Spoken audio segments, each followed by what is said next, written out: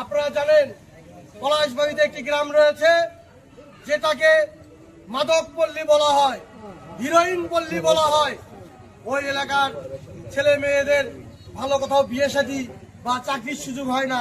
যখন বলে বাড়ি কোথায়, পলাশবাড়ি রাই গ্রামে, সঙ্গে সঙ্গে বলে ওটা তো হিরোইন পল্লী।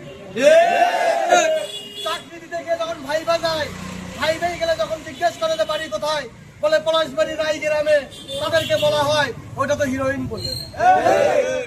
ধরেই নেওয়া হয় ওই গ্রামের সকল লোক এই মাদক কারবারের সঙ্গে সম্পৃক্ত। কিন্তু সংগ্রামী ভাইয়েরা, সকল মানুষ তো আর মাদকের সঙ্গে সম্পৃক্ত নয়। গুটি কয়েক স্বার্থান্বেষী মহল ও তাদের কিছু লোকজন এই মাদক কারবারের সঙ্গে সম্পৃক্ত। আমরা সেই সকল স্বার্থান্বেষী মহলের নেতৃবৃন্দ এবং সহ যারা মাদক কারবারের সাথে সম্পৃক্ত তাদেরকে হুঁশিয়ার করে দিয়ে বলতে চাই, পলাশবাড়ির যুবক জনগণ, পলাশবাড়ির যুবকেরা কখনোই এই মাদক কারবারিদের প্রশ্রয় দেবে না।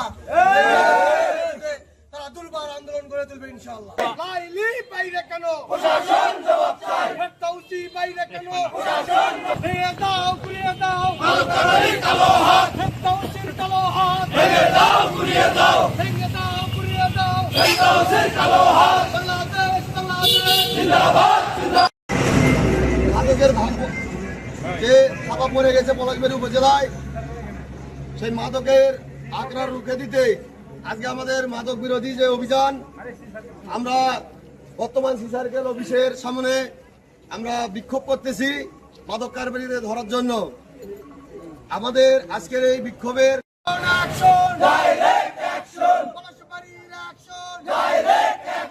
মাদক কারবারির বিরুদ্ধে মাদক সেবীর বিরুদ্ধে